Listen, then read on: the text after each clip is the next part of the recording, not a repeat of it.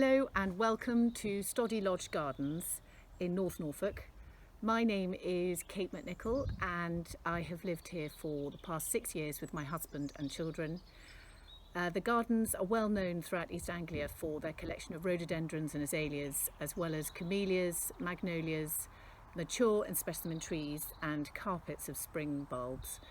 It's almost 90 years old now, the garden, and has been open to the public for 70 of those years, raising money for different charitable causes. In the last 5 years we've raised over £60,000 for different charities, of which the National Garden Scheme is one, and we are very sad not to be opening for the NGS this year, but we really hope that you enjoy this footage of the garden.